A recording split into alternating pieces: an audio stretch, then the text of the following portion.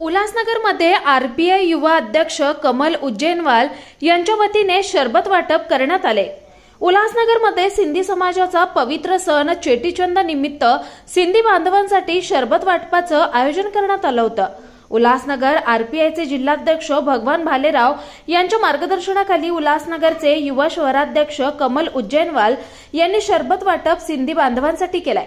यावेळी सामाजिक एकता निर्माण व्हावी आणि सलोखा टिकावा या उद्देशाने हे शरबत वाटपाचा कार्यक्रम केल्याचं आरपीआयचे उल्हासनगर युवा अध्यक्ष कमल उज्जैनवाल यांनी म्हटलंय।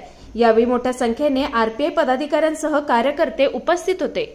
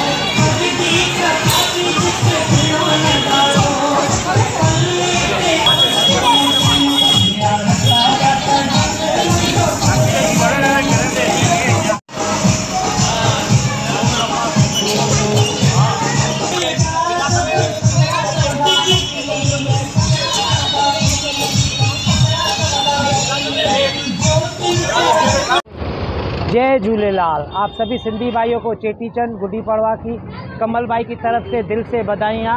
कमल भाई की तरफ से यहाँ से मिल्कोज की सेवा ली गई है, इनके लिए बहुत बहुत बधाइयाँ। सब सिंधी भाई आपस में भाईचारा बना के रखे, ये तहे दिल से इनका धन्यवाद।